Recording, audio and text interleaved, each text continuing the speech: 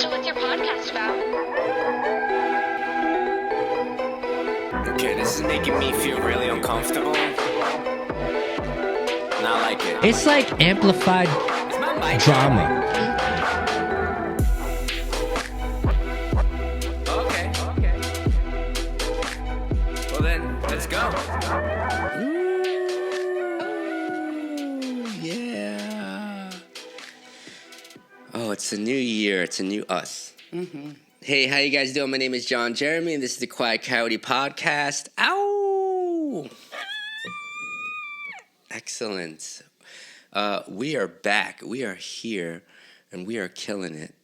And, of course, there's no Angel again. I don't know where Angel is, but we got to get Angel back here so Angel can come and join us on our podcast, on our little Quiet Coyote Podcast. It sounds like something that I would come on a radio show and be like, hey, guys, you guys are tuning into the Quiet Coyote Podcast. No, just the Quiet Coyote. Hey, you guys are tuning into the Quiet Coyote. Today we're going to have some jams by David Bowie. Solid. Right? Mm-hmm. Good. Everybody, we have Ashley here. Hello. Hey, Ashley. How's it going? Good. Not as nervous as I was last time. No? And I want to tell them, it's very bright in here. It's super bright. It's so bright, but it doesn't look bright. Was it brighter than the last time? Because the last time you came, I had like 7,000 lamps. Do you remember them all? No, this is definitely brighter. Is it? Yeah. But it's like so trippy how you look at it and it looks dark. Yeah. Mm-hmm. Yeah, no, for sure. Magic. When you came, I thought you would be kind of like jarred by all the lamps that I had set up, which is weird because these lights are actually brighter. Yeah, because that's like, when people won't turn the overhead light on, they'll do like little lamps. That's Yeah. like soft lighting or whatever. Soft lighting. Whatever the internet calls it now. Yeah. We had soft lighting yesterday. My church had their 1-year anniversary, and they had a photo booth, and the light was backwards with an umbrella, but like that soft lighting made it look really professional. So this is like, we're looking really professional. Nice. This will be more professional than the last time you were on. Oh, definitely. I remember taking a picture, right? I had like just done my makeup for the first time in months. And I took a picture I was on a boat cruise, one of the Porgy boat cruises. Yeah. And I looked like a ghost. Really? And because something with the flash and whatever was like in my makeup, I don't know, I'm not a scientist. Yeah. But it was very scary. And I was just like, this is why I don't take pictures. You were like, what happened to me? Sometimes I get freaked out with like pictures if like my eyes were red or like maybe there was like some sort of like little mistake in the picture, and I'm like, is that a ghost in the picture? Is this like telling me something about my future? Is this telling me I'm going to die? So like that's how my brain would think. Oh yeah, no. Last night I heard like knocking in my house. I'm like, it's a ghost. It's a ghost. And I'm like, I went full panic. I'm like, I'm protected by God. It's okay. And like, mind you, it was like the water boiler or something silly like that. Or maybe it wasn't. I was fine. You were fine? I slept like a baby. Yeah. So, I've had sleep paralysis, so if you've ever had that, that's scary. I've heard. Yeah. I've heard everyone sees like the same thing. Like a demon? Like like a demon. So I think you had him on. James was telling me if you picture like a rope coming out of your stomach and then you pull the rope, apparently it gets you out of that. I don't know. Really? If I picture a rope. Yeah, and you like just pull the rope. It'll pull the rope this way. Yeah, it's like coming out of your stomach and you like pull the rope. Like an umbilical cord? No, like a rope. Out of my stomach? You have to picture it, and apparently that's what gets you out of the sleep paralysis. I don't know. I haven't had that. I have very vivid dreams, though, every night. Really? Lucid dreaming? You lucid dream? I don't mean to, like, at all. Like, I know some people have to try to do that. I don't. Do you remember any of your dreams? All the time. Really? Yeah. What is the most wildest dream that you could probably think of off the top of the head that really stuck with you? I was a teenager, and I was giving birth on my grandmother's bed, and I had twins, and I had one in each arm, and then they turned into cats, and then they clawed at my face, and then I woke up. Wow. And when I say, like, I felt the scratches on my face, like it was intense. And what kind of cats were they? Do you remember? Black and white. Really? Oh, that's really interesting. Yeah. Talk about two sides, just like yin and yang. Is that what their names, the babies? No, I didn't get to name them yet because they were babies and then they were cats and like, what? My uncle's sick of it though, because he lives with me, and every time I have a dream that like kind of like shakes me up, because I'll like wake up like gasping sometimes Yeah. because it's like a really creepy dream. Yeah. And Oh, I'll for be like, sure. I had this dream, and this happened, and this, and blah blah, and it'll be real life stuff too. Sometimes, obviously not the cat thing, but like real life scenarios will happen, and I'll freak out, and he'll be like, "It's just a dream." I'm like, "It must mean something. gotta mean I need to Google this." Yeah, Like, back in the day, we used to have dream dictionaries. So I'm not sure if they still have the dream dictionaries that. there was one I went on. It was like DreamWorld.com or something like that. Yeah, yeah, I think. And it would, I mean, one I had a lot like a couple of months ago was I would be on a houseboat or a Okay. boat, and when other people would move, the boat would be fine. But when I would move, the boat would like flip over. And like, I was on some lady's houseboat, and she's like, "You sunk my house." And I'm like, What? "I'm just walking. I'm so sorry." Sorry, I sunk your house, dream lady. But I had it so many times. I'm like, "What does this mean?" It's like you're feeling like some emotional instability somewhere in your life. I'm like, that checks. That It's makes really sense. weird. It's kind of like, I don't know. I'm out, like dreaming about like surfing on a giant Twinkie, like in Australia, and you're like trying to figure out what does this mean? Like, does it mean that I need to go to Australia, or does it mean that I need a Twinkie, or like what does this mean? So maybe you about just wanted a Twinkie. Yeah. Do you think every dream means something? Do you think some dreams mean something? Mixture? I think You never know? it's a mixture. I feel like your subconscious is always trying to tell you something, but like, Yeah. for someone like me, like I have anxiety, I have PTSD, so like I try not to take it too seriously. Yeah, yeah. Because when there is no issues, I will create the issues. Yeah. Or my brain will, and I'll be like, "Stop, bad brain. No, like we're not doing that today, because we have that, what is it? Like that prime, like the fear, right? The anxiety, the fear. It's what our body like does to try to keep us safe. But when you live in fear all the time over like random stuff, it gets hard to decipher, like, is this real or is this not? Yeah. Yeah, for sure. My whole life is just basically ran on fear since I was a kid. So Yeah.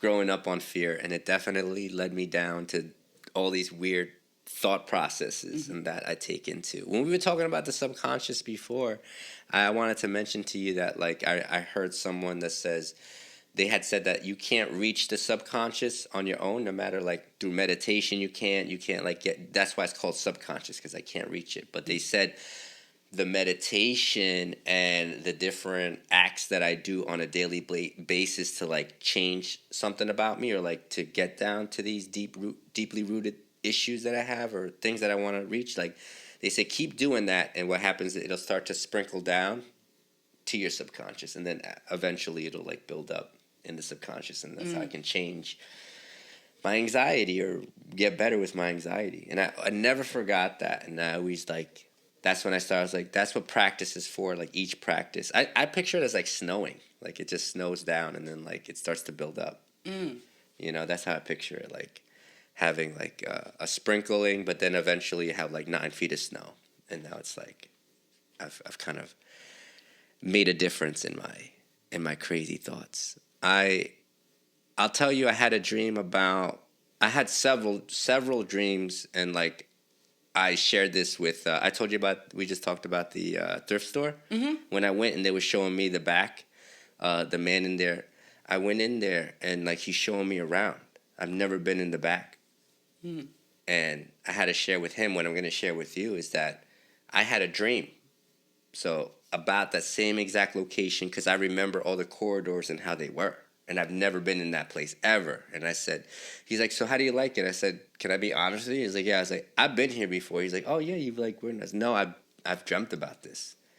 That's creepy. It's not the first time that happened. It happened in when I went to LA for either one of my first times or whatever. Like we were driving through this neighborhood, and maybe a year prior to that, I had the same dream because I remembered the houses that we were driving through and all that. And I'll tell you, like, whatever anybody wants to call that, it was, I don't know how that works or whatever, but I dreamt those things. That's like a little more than deja vu, I feel like. Yeah, it wasn't deja vu, because in my dream I knew where I was. You ever had dreams where you knew, let's say for example, like you know that you're in the Smithsonian Museum in your dream. Like you know it. You just whatever, for whatever reason. You know the day, the time, like, yeah, I've had those dreams where I'm like, it's Christmas time and I'm in Australia. again. Have you had the ones where you don't look like you, but you know you're you? Yeah. That's me. That's not. Yeah. I've had that, or where like I'll like catch up to it in the dream where I'm like, wait, like that's not me, and then I'll shortly like wake up after.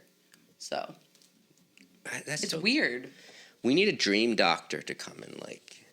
Do they have dream doctors? Imagine. I don't know. That would be. I need to. They need to study me with the dreams I have. Like, if there's a dream doctor watching this, come study me. I'll People sleep. know about dreams. Let us know. Put in the comments section. I wish they had that thing where it's like I've seen it in TV shows where like they can broadcast the dream onto like a TV. Oh yeah, I wonder if that is true. I don't think that. Well, I don't know. I think if you have a big like you're in the certain tax bracket, everything is available to you. Yeah. No, But I don't think we have access to that yet. You're saying like Elon Musk has this in his living room. He has Yeah. like the dream. Yeah. He puts Like, on the dream helmet. He's like, oh, it's gonna be so good. It's gonna be Musk so good. has the cure for cancer as long as like he probably meets with like intergalactic. And like he species, has it. has a council and all that. He has it like a vial that's hanging on like me, like how I have like my Stimpy here. He has it like just hanging, just like it's just like randomly. And he's like, oh, we got one of those. Hold up. He's like, Let me go in my junk drawer. Yeah. He opens it up. He's like, polio? No, we had that already. He's like, chicken pox. Oh, here we go, cancer. It's like, wait, this one isn't released yet. Yeah. I got that too. You're so right. No, that's so true. I think I did read an article about people. I think we've been trying to like have that dream machine. There was You know? one, and there's this show. I think it was on Hulu. I think it was a Cartoon Network thing. I think it was called DreamWorks or Dream World or something. But it was basically I watched it on acid, and it was So you don't even know if it's like it Is was it like real? no, it was real, but it was like the doctors basically like it gave the people what to me seemed like acid because like they would like go into their head and like do these. I gotta look it up more, but it was creepy. It was very creepy, but it was like depicting that. It's like, oh, I can see what you're doing in your dream, like on the screen. Wow, that's wild. I used to love to do acid. I did a lot of acid back in the day. My brain is completely fried because of it. I think that's what built up a lot of my anxieties. And the ironic part about it is that they used LSD to try to cure a lot of PTSD. So I learned recently that LSD, when it first came out, it was used to treat alcoholism because they used LSD to try to open up repressed memories. So that's what it was originally used for. But it's not the same as street LSD. So it's not the same as street acid. And half the time, you could also be getting a different chemical. It's not. But I'm a big believer. You ever see Buffy the Vampire Slayer? I love Buffy. Do you remember Faith? They're doing a reboot. Faith, yeah. Do you know what she does now?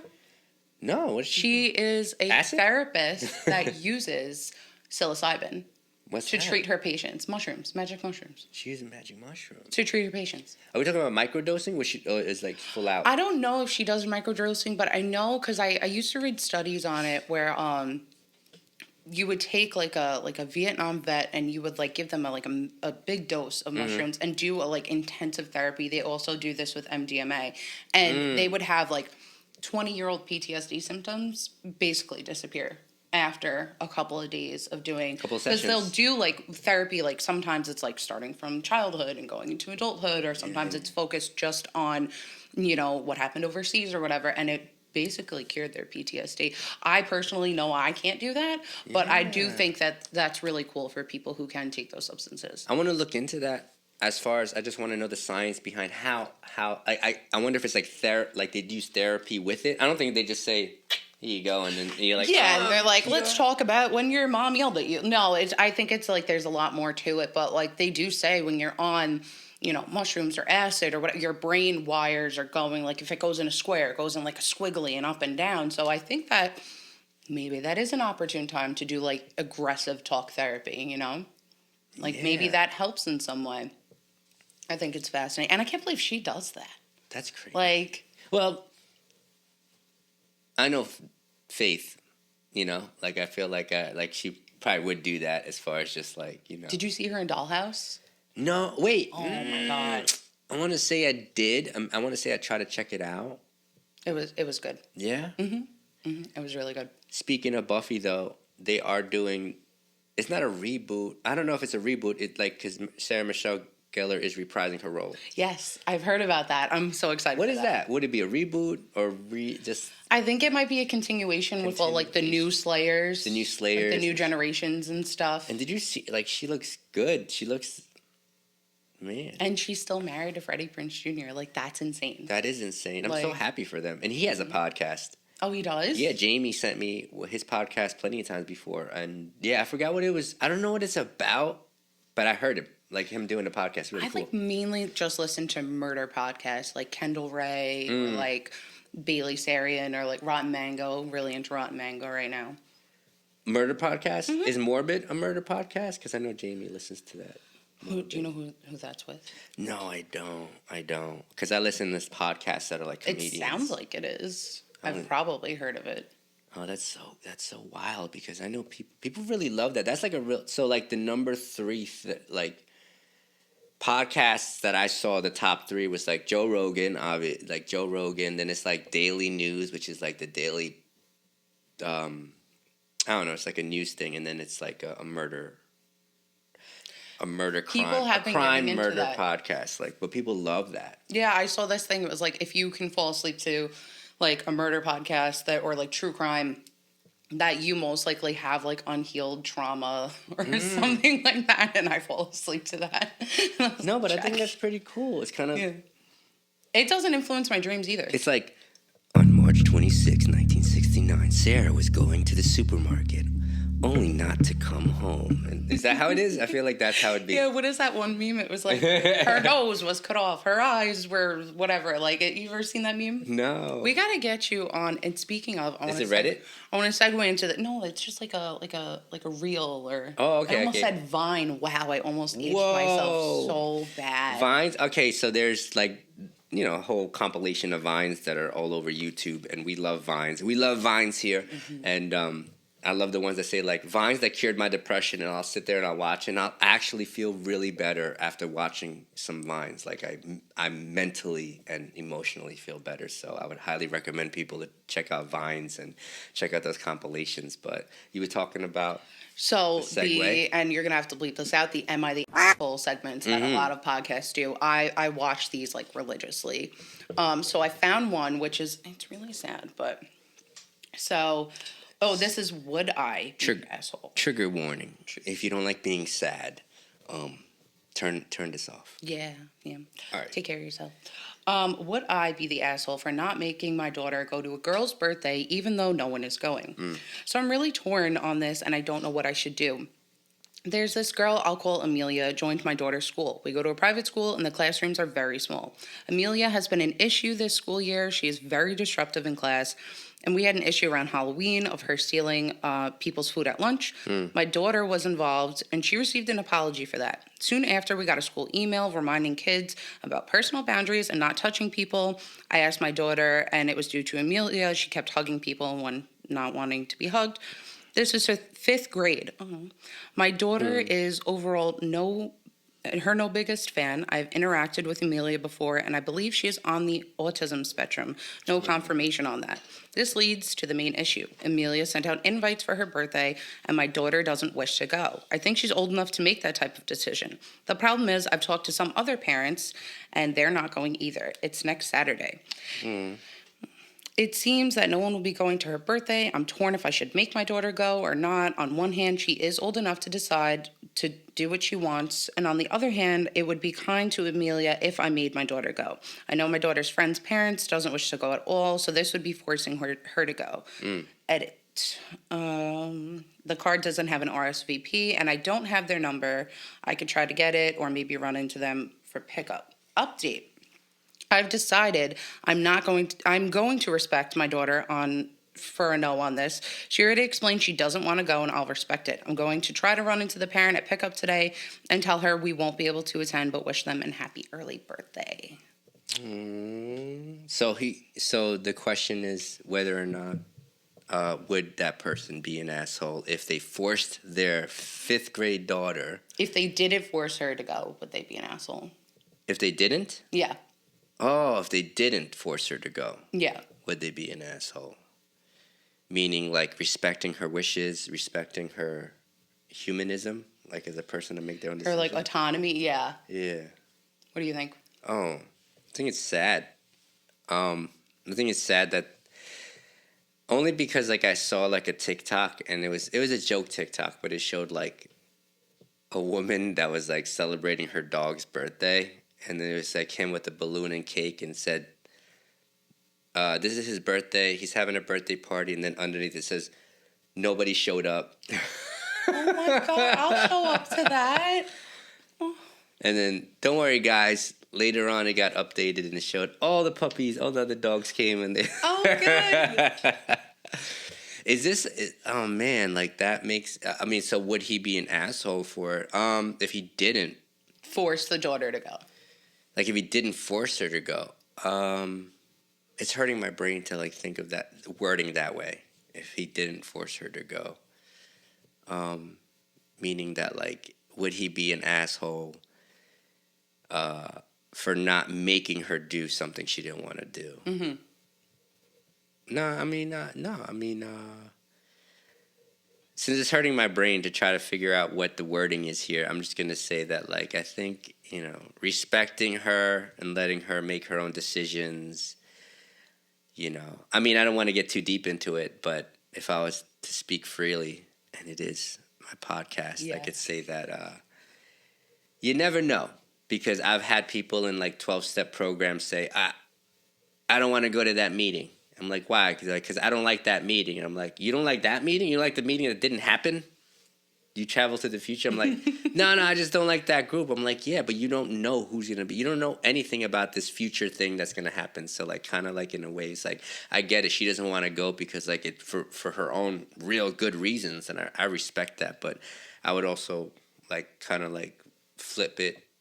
Or like, rearrange, kind of reframe it by also reminding that like, you never know what can come out of it. You know what I mean? Like, it could be like, stepping out of my comfort zone, like, that kind of God is with me whether I go or not type of thing we talked about. Mm-hmm. So maybe that I would feel like, I think he would have been good either way. But I don't like forcing people to do things, but it's also like, I don't think forcing is kind of like, saying, why does he feel so strongly that she should go? Like, he could, like, lead with that. You know what I mean? Because he felt strongly enough to, like, make a whole Reddit post about it. You know what I mean? Yeah. So he's feeling conflicted. Why? Because he's feeling guilty. Why? Travel down that road, figure out how he feels first, and then deliver that to his daughter in the most authentic, genuine way. And then also kind of remind her that, like, he is the parent as well. So maybe the parent... I mean, I'd hate to admit that people may know better than me. So if it were you, what would you... Would you force your kid to go or no? Well, that's so hard because, like you said before, it's like a hypothetical. So, like, without actually being in that moment... You wouldn't know it, yeah. I wouldn't really know what to say in that moment, like we talked about before, about the death thing. Like, saying, I think I'd be okay with this death and then not. Like I said, I always said growing up I wasn't going to be like... I wasn't going to cry when my mom died because I don't really have a relationship with her. And the funny part about it was I didn't cry when my dad died, but I cried when my mom died. So I loved my dad. I was a daddy's boy. And when he died, I think I was more in shock. That's why I didn't cry. And it hit me deeper. And with my mom, I cried. I went to a meeting. Like I found out like 3 a.m. Went to the where she passed away at the hospital to be with the family. Then like it was 6 a.m. I was like, I can make a meeting around here. Went to a meeting, and I just cried. Just let it out. Just let it out. And it surprised me. I was like, I kept saying, I was like, I love her, but I don't think I'm gonna cry her when she dies, But you never know. So again, if I was put in that position, I would have to say I don't know. I really don't know because I don't know how my daughter is as a human being. That'd be like a whole thing too, right? What's her personality like? Oh, snap. I would make them go. Yeah? I would make them go. I think to this Reddit poster, I think you are an ass for not making your kid go, especially when no one else is going.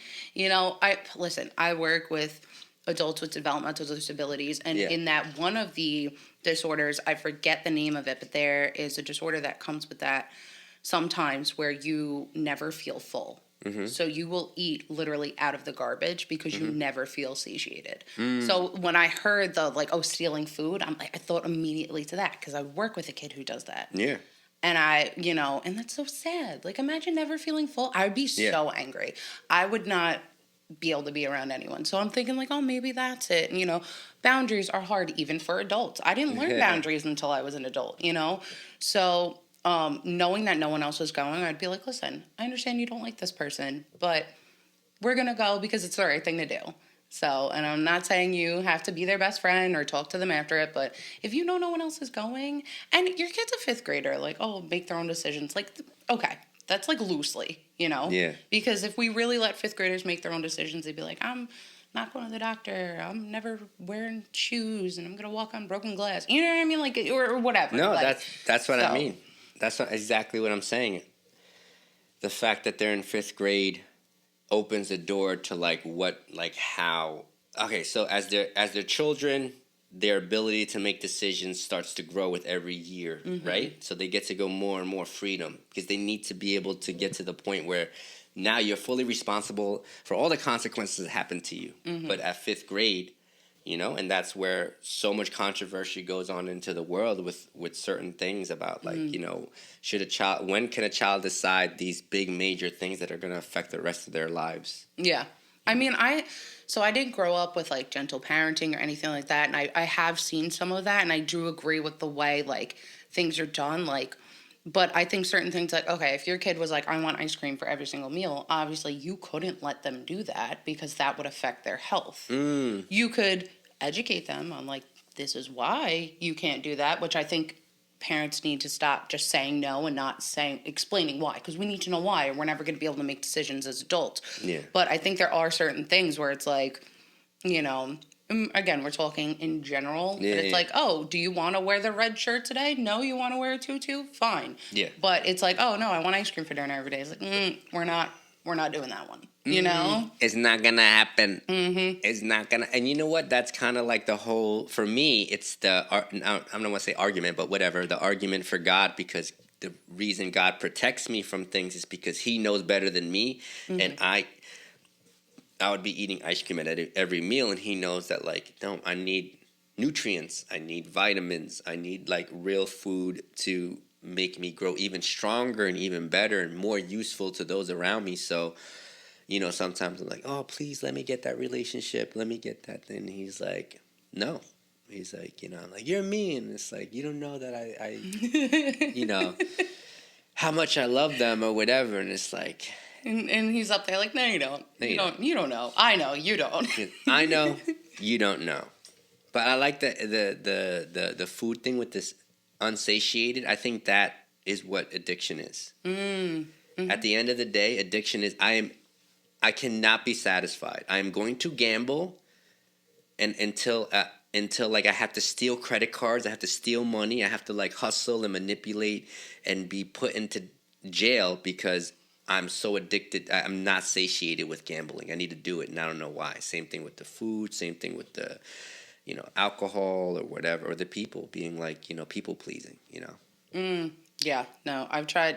People pleasing is hard because you feel like you're being mean when you don't people please. If you are people pleasing, Yeah. at least in my experience, like something happened to me the other day, and I was like, I'm gonna call my friend who's a therapist, and like because I don't know if I'm overreacting, and then I'm like, wait.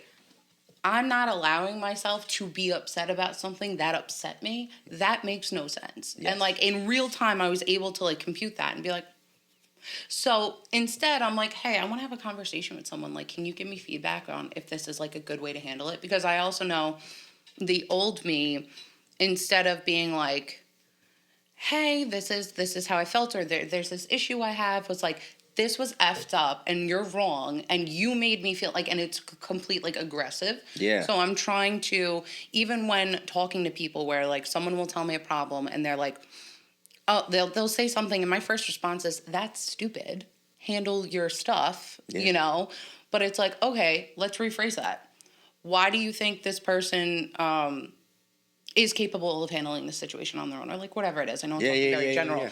And it's like, why don't you like affirm them? Like, hey, you can do that. Like, no, I think you're capable of this, or no, I think you can do this, instead of being on the negative of like, that's stupid, because that's where Yeah. my brain goes. And to have to think about it and have more compassion is something I've been working on lately.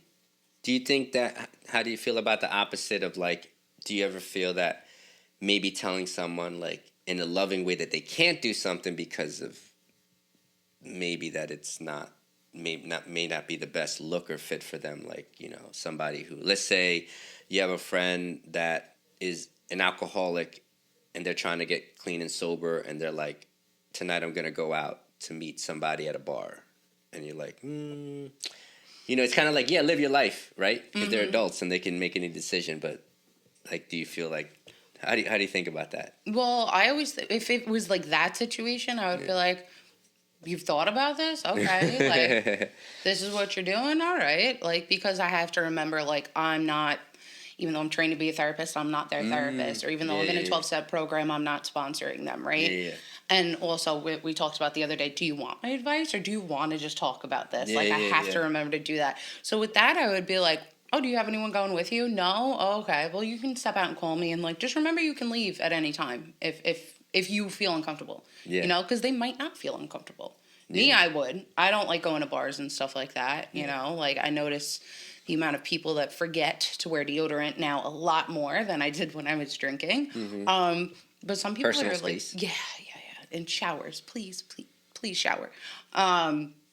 But other people could be fine with it. So I just offer support. That's kind of where I go with that. Yeah. And that's all we can do sometimes, I feel. Like, we can like give unsolicited advice. We can like tell them, look, man, I don't think that's the wisest thing to do. But, do what you're going to do. There's like so many, it's like a spectrum of like how we deliver that to people sometimes, and feel like what they're going to take and what they're not going to take, and whether or not I even care enough, or how like, dedicated I am to that person to help them the way I think that they should be helped, right? Like, that's that whole, like, the ego of I know better than you. I know better than all of you. No. I know nothing. Like, when I tell people, like, I barely know how to keep myself alive. Like, I'll tell you my experience. We might go through the same exact thing. You might handle it differently. You might have a better outcome than me. You might have a worse. I don't know. Yeah. Like, I can just tell you what I've done. That's really it. So. And that's what makes us uniquely qualified to just kind of share our own experiences with each other and just kind of hope for the best. Because I feel a lot better about it. I feel like great, like, just sharing with people like what I've been through, or like now I'm able to like listen to people better and like hear them tell their stories and be less judgmental, because I'd be really judgmental and not know why I was judgmental until I learned that, like, I just felt like knowing part of a story, I can just judge. I could just be like, I don't think this is good, this is bad, this looks weird, I wouldn't do this, I would do this, and that's how I would judge it. But there's so much more. It's actually not like a piece of two-dimensional. It's like a three-dimensional story with a bunch of stuff that they didn't tell me. A bunch of stuff. There's other factors that I don't know. I try to remember, and I'll tell you a funny story. So I was actually talking to someone we both know on the phone, and for context, I'm walking through the hallway, and my uncle just hears this part, and I'm like, I say their name, and I'm like, I used to sniff deodorant off the carpet. Who the f am I to judge you about anything? And like, my uncle's just like, what did you just say? Like, that's all he heard. And he's like, did you really do that? I'm like, yeah, I did. Like, I wouldn't have said it. I don't know if it's like, listen, like, because of how, it hasn't, it's in hindsight, it's only coming up on 2 years. It's only been about 2 years. So I'm like right there. Like, I remember that so vividly because it wasn't that long ago. Yeah. But I want to try to keep that in mind, because I hear that a lot. Like, we were talking about recovery, and, I got my Sherpa, and it was like 20 million people are in recovery. Only 2 million of them do 12-step programs, Yeah. And like the different forms of recovery. And we talk about maintenance programs and stuff like that. And it's so much bigger than harm reduction. Harm reduction. Like that. Yeah. Yeah. This was part 1. Check out the rest of this episode. Part 2 next week. Making me feel really uncomfortable. like it. Is my mic on? Okay. Well then, let's go.